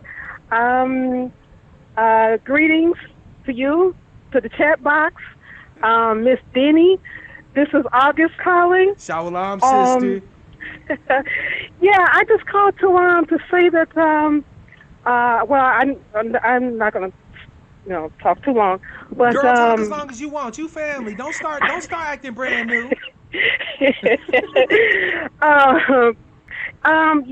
yeah. I mean, this the ADOS movement has been phenomenal. This has been something that I have never ever seen.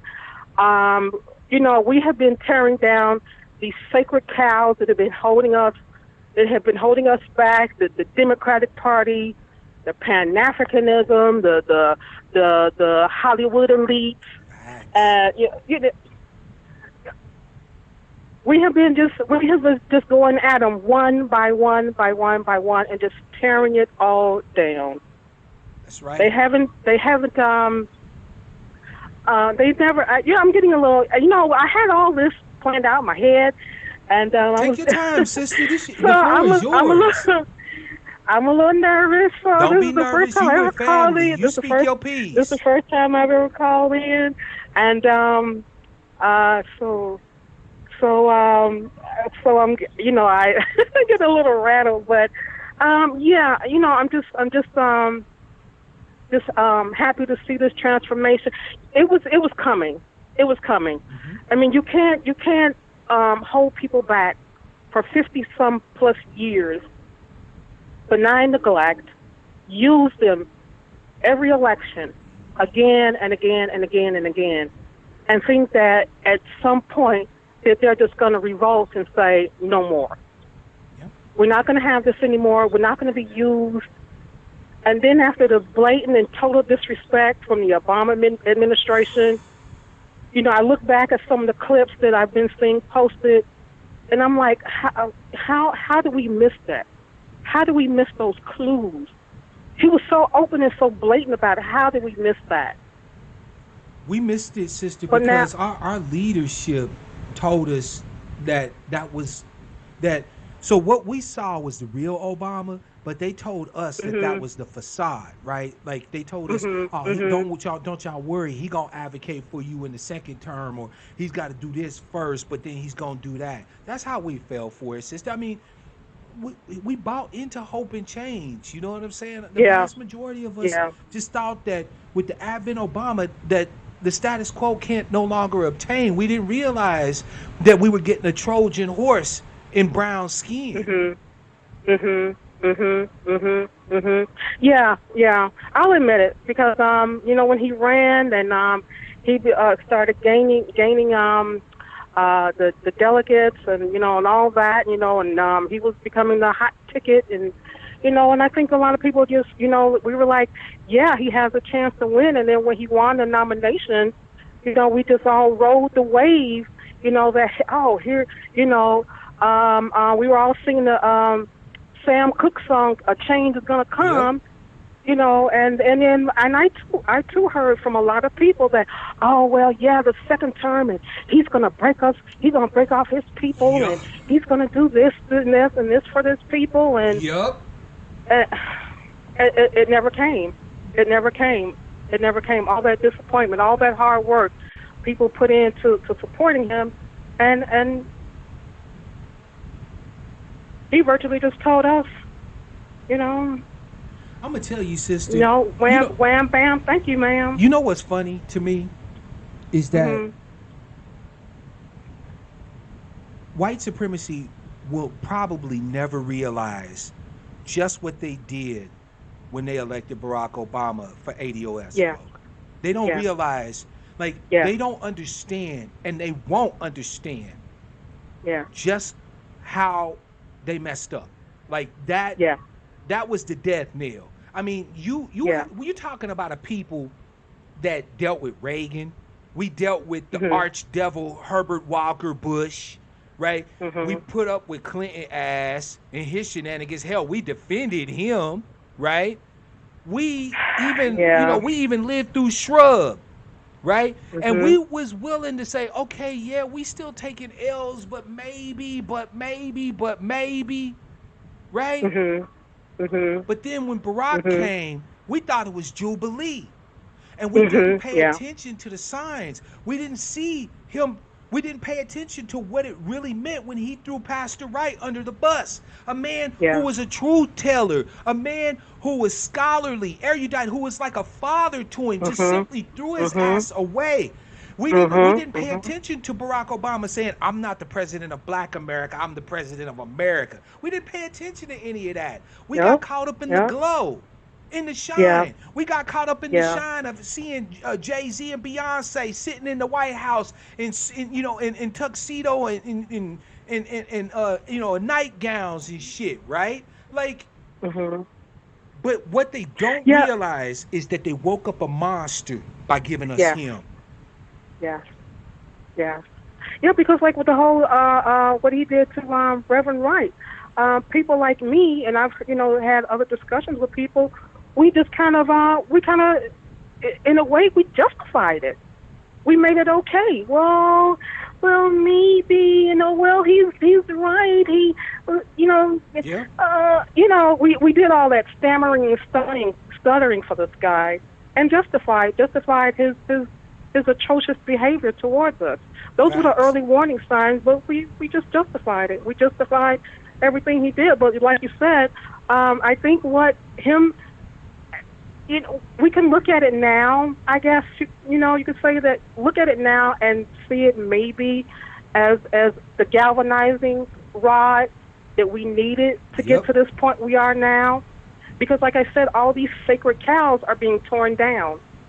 We're not following, screw Idris Elba. I used to like Idris Elba. Yeah. Screw him. Screw him. Uh, Damn. Screw Eldridge Cynthia, who? whatever, whatever Who her be name that? is. Screw her. Screw Right? Oprah. Screw Whoopi Goldberg. Screw them Screw all the all. rest of them. Cause we done with that. Like you ain't gonna just be able to come and show us entertainers. Like when we have issues that really need to be addressed, everybody else get lawyers, they get psychologists, they get Mhm. economists coming and speaking on their issues. Who we get? We get Charlemagne the motherfucking idol. Not even a god. He's like a little tiki doll. We get Charlemagne the tiki doll. And We speaking of get Coleman Charlemagne, Cruz Hughes.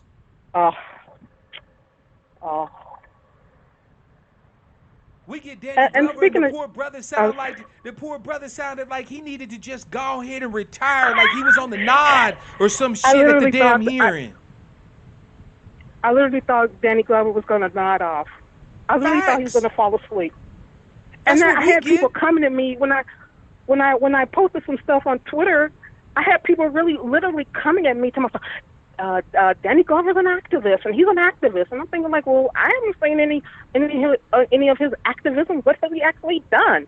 Oh, but I had people come at August, me. did you pay attention though? Because I saw when you putting up that info, and I saw who was responding. Did you notice who was the ones who was calling him an activist?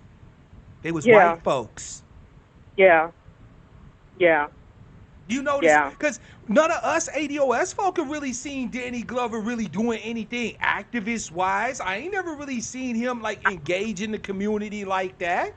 Me Now, either. now this is not I've this is never not heard of disrespecting the elder, you know what I'm saying? But this is to exactly, say that if he's exactly. doing activism, he's doing it so low key it appears to be non-existent.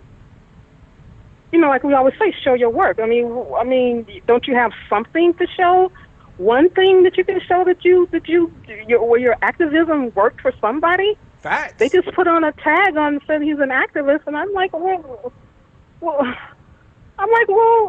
what? What has he done anything? Is something we can pinpoint to and look at? Look, sister, It, we got Julianne Malveaux ass in there talking about uh, now I know we need to do all this stuff for black people, but I don't care if it's a check cut with my name on it. What bitch, what? and I used to root for this heifer when I used to see this heifer on the Sunday morning, she would do her circuit on the Sunday morning shows, Like and Face the I would Nation cheer all her this on. and them? Exactly. And I would cheer her on because I'm like, yes, she's talking. And then, see, like I said, we're tearing down these sacred cows. These sacred cows are being torn down. And I'm like, I'm listening to her. I'm listening to this heifer sitting at this committee for reparations. And this witch sits there and says she doesn't need a check. What the hell? Why are you there? Facts. If you're not advocating for a check, why are you sitting in that seat?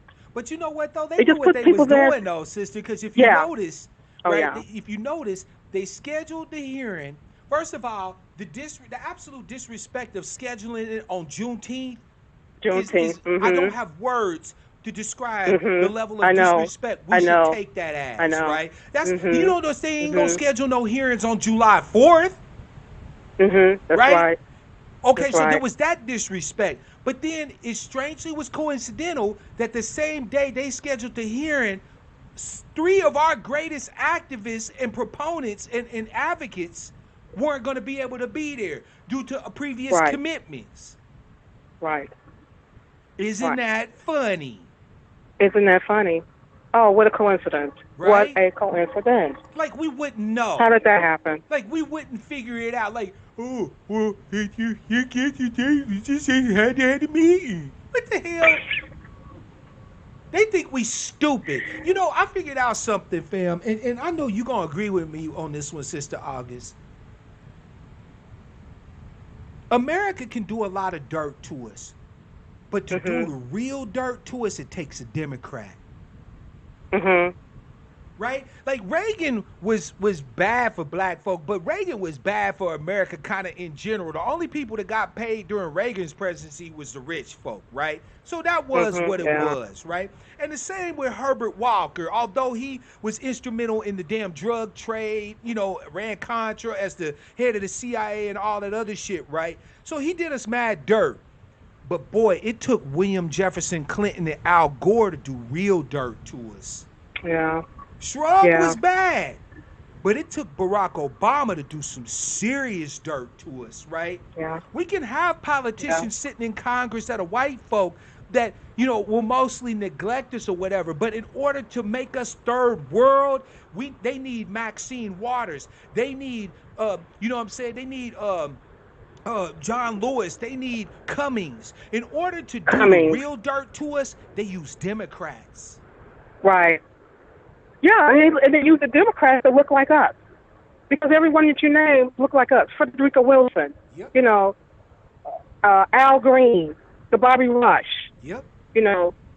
All of them look like us. What's his name? Not Conyers. I always get Conyers confused with him. The bootleg that had the fish fry. What's his name? Oh, damn it. I always forget that. Clybourne. Clybourne. Clybourne. Yeah, thank you. Clybourne.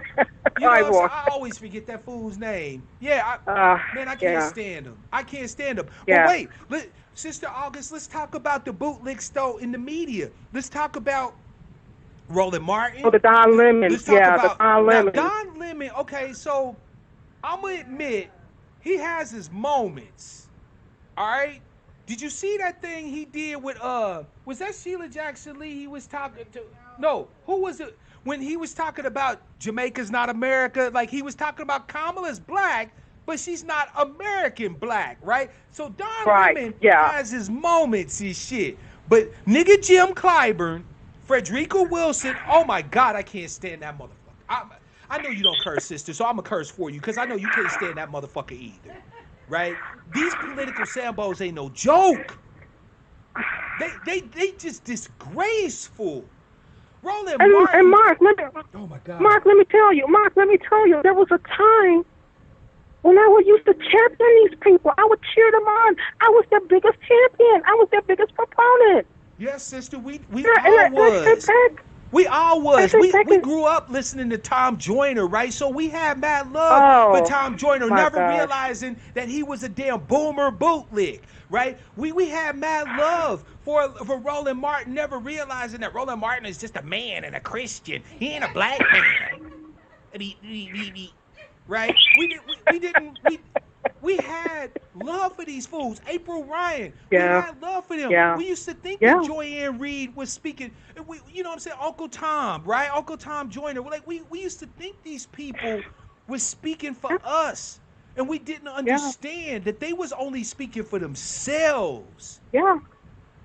Mark Like I said, it's those Morial sacred cows. and the Sacred cows. Urban Yeah. League, the Yeah. NAACP, the Yeah. National Association Oh. of Coon Cracker Pussy Ass. I can't stand them. They Oh. sold us all Oh. out. But Mark, did sister, you we was see? all there. I know you saw this, Mark. I know you saw this. The NAACP, they had their luncheon, a gathering, or whatever it was. Oh yeah. Because as Professor Black too said, all they do is go and They do all these endless luncheons. right? And I'm reading that how Bernard Sanders gets a roarous applause for talking down reparations. I can't. Like the I'm NAACP like, what? was already on the shit list. But after that conference where they sitting there clapping because it's like, you know, he don't want to do reparations, okay. And they start clapping, I'm done. Like, they clap. They done. Like the NAACP is done. You hear me? They clap. Done.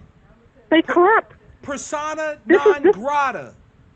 This is unbelievable. It was unbelievable. Unbelievable. Yeah, I'm gonna stop insulting felines, Alma. Can I say Crocker? Because they let this.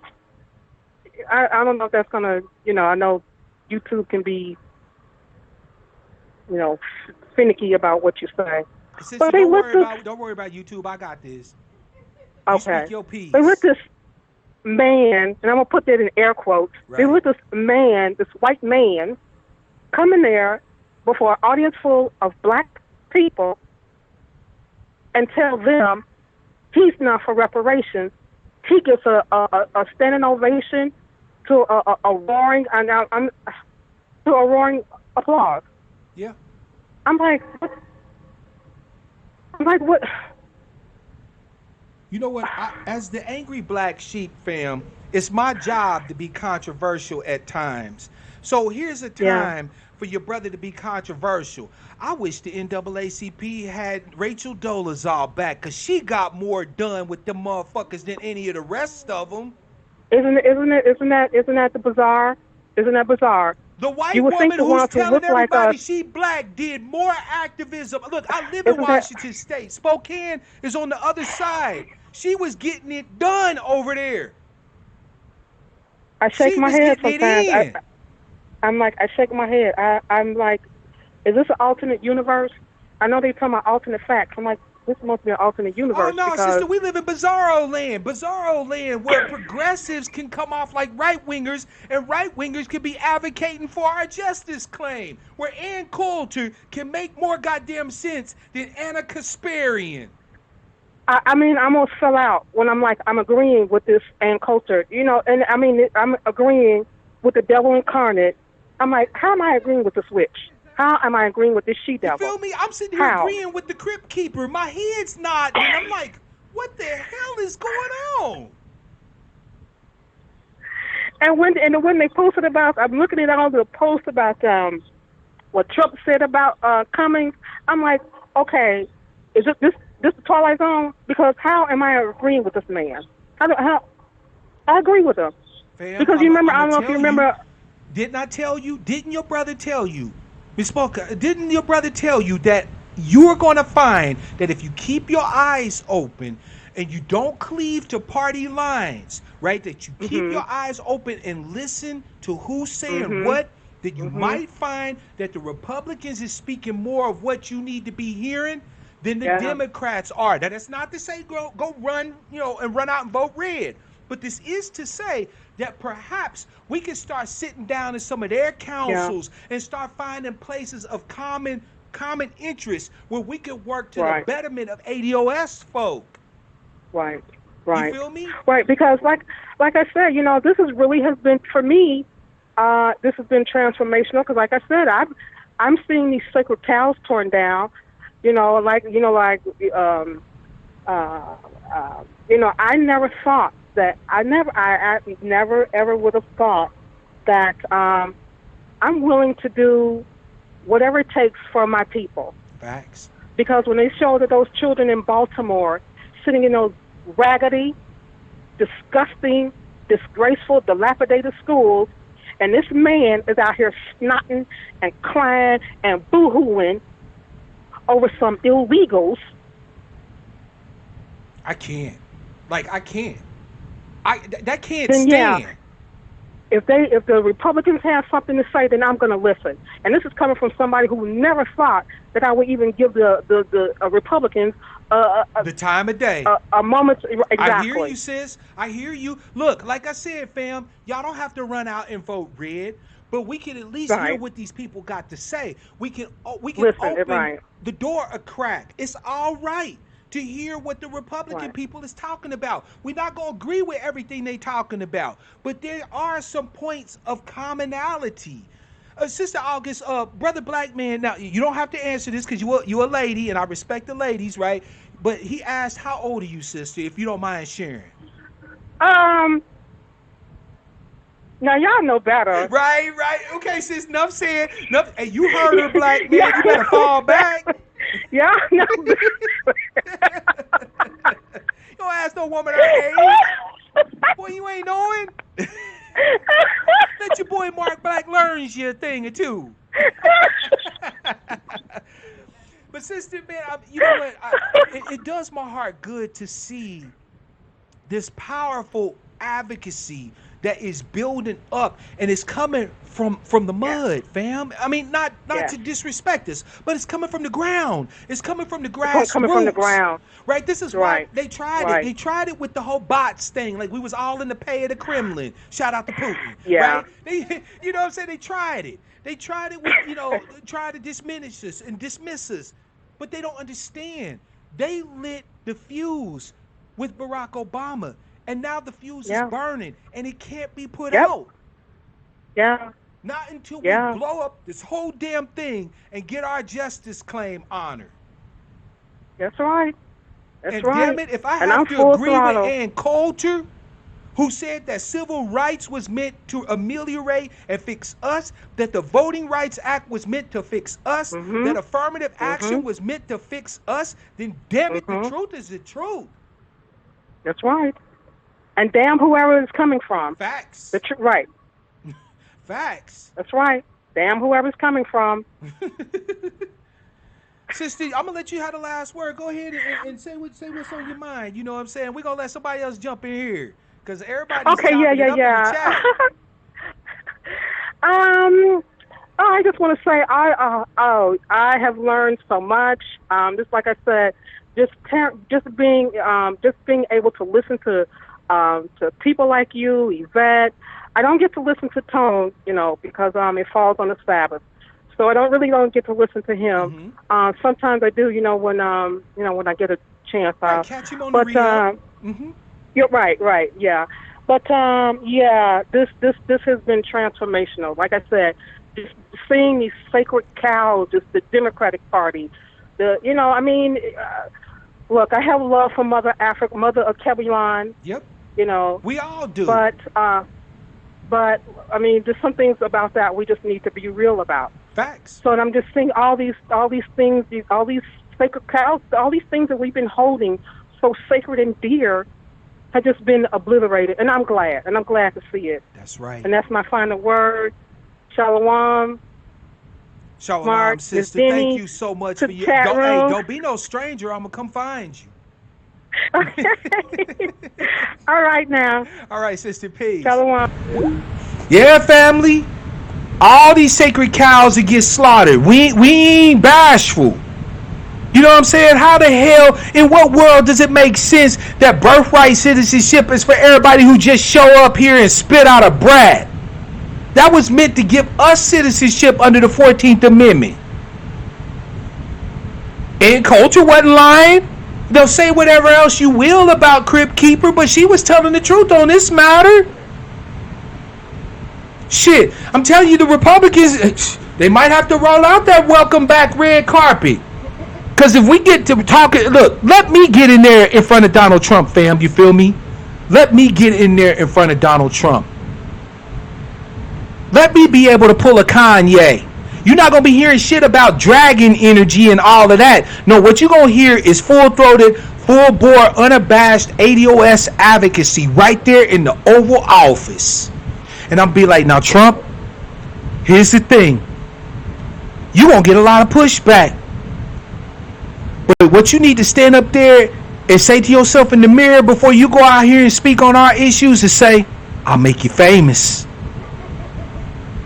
Trump would easily become the most famous president in American history without even really trying. Just signing legislation and saying, I want justice for my fellow blacks, for my blacks. He can call us whatever the fuck he want to call us.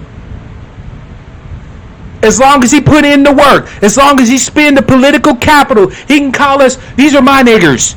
I want us to do right by my niggers. I don't give a damn. Do you understand, fam? I don't care about Trump being racist. I don't care about Steve King being racist. I don't care about the turtle, Mitch McConnell, being racist. What I care about is, can I get them to spend some of that political capital? Can you come up out your political pockets? That's all I care about. That is all I care about. So if the Republicans want to have a conversation, let's have a conversation. None of that, pithy, platitude-filled, bootstrapper bullshit. Let's have a real conversation about real ADOS issues, and let's do some motherfucking executive level shit, some legislative shit. Let's get your motherfucking bootlicks in the Supreme Court to back your play. Let's get a special prosecutor on the case. Damn it, I want a Black Mueller report. And I want them to cut the check. I know y'all feel me, damn it. I know y'all feel me. It's time for them to cut the check. I don't care if the check has Donald J. Trump, R at the end, or whoever else with a D at the end. Trump can cut the check too. His money spent. His money good with me. Mr. President, your money is good with ADOS. Come holler at us. Let's see where we can have a meeting of the minds. Let's see if we can put this baby to bed and move forward as one damn nation. Let's cut the check. Fam, I'm going to go ahead and wrap this up. Y'all know how we do. 2 hours so y'all can enjoy the rest of y'all's weekend. Education and inspiration. I brought you inspiration today, but don't worry, because I'm going to get back to some educational shit. Don't test me. This your boy Mark Black. I'm going to come back with the data, right? But I wanted to give y'all some inspiration today. I wanted y'all to get a chance to see what political advocacy that's speaking with your mouth, that speaks your words, what that looks like. You feel me? I wanted y'all to see what that looks like, what it feels like. Because we sure haven't gotten a taste of it from Representative Cummings' whining ass. We ain't got it from John Punchy Lewis's ass. We don't get it from nigga Jim. And I swear to God, I would pay good money to see somebody just take one of that bitch Frederica, whatever her name is, hats and just stomp on it. I can't with those damn hats. I can't with those damn hats, fam. So, fam, as always, before I go, just a couple of quick things. Resources, links to resources, reports, books, educational materials. Get up on your advocacy, fam. My job is to make more Mark Blacks. If you're not stepping up to the plate with this advocacy, you're listening to the wrong cat. I'm not the dude to listen to. If you just want entertainment, you come to the wrong place. I'm here making more ADOS proponents and advocates every day. We are the Angry Black Sheep, the fastest growing herd on YouTube. All right, so make sure you get up on your advocacy. And if you feel like you want to support this work, if you support my efforts and what I'm doing, please consider clicking the link and putting $5 on it via Patreon, right? $5 every month don't seem like a lot to you, but it means a ton to me, fam. And as always, I want to wish you all love, peace, prosperity, and power, real power to our people.